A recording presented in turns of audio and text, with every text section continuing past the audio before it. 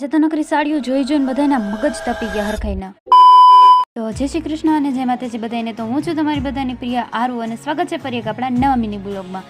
આજે સવારમાં આપણે લઈ લીધો તરખેલો, કારણ કે આજે આપણે જવાનું છે બજારમાં અને રસ્તામાં જ ભેગા થઈ ગયા આપણા લક્ષુબેનજી આપણી સાથે બજારમાં આવવાના હતા. તો મેં એને કીધું કે વિડીયોમાં હાઈ કરી દે, તો એને હાઈ કરી દીધું અને પછી હું એના માટે લાવી ચોકલેટ. અને મને છે ને એમને કંઈ વસ્તુ દેવી મજા ન આવે, એટલે મને ઘાણી કરવાની બહુ મજા આવે, એટલે મેં થોડીક વાર ઘાણી કરી અને પછી ફાઇનલી એને ચોકલેટ આપી દીધી.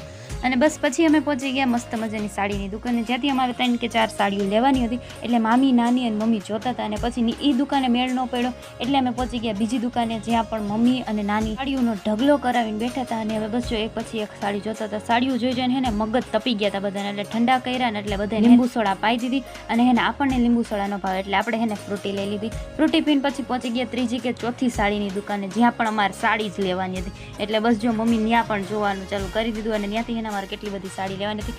અને બસ જો સાડીઓ લઈને ફાઇનલી ઘરે આવતા રહીને આ બધા ઠેલાની અંદર સાડી જ ભરેલી છે. હવે પૂછતાને કેમ લીધી છે હું પછી ક્યારેક નિરાંતે કહીશ.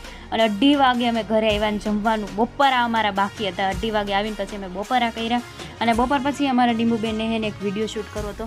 અને બસ પછી જો મારી આગળ જે થોડો જાજો મેકઅપ હતો એ બધો લઈ આવી. અને આજ બપોરે છે ને બજારમાં ગઈ હતી ને ત્યારે 2 નવી લિપસ્ટિક લઈ આવી હતી. એટલે મેં ડીમ્બુબેનને પૂછી લીધું તારે કઈ કરવી હતી, એક એને પસંદ કરી દીધી. અને બસ જો આ હતો એનો ફાઇનલ લુક. બહુ જાજો મેકઅપ નથી કર્યો, કારણ કે ખાલી એને વિડીયો શૂટ કરવો હતો એટલે.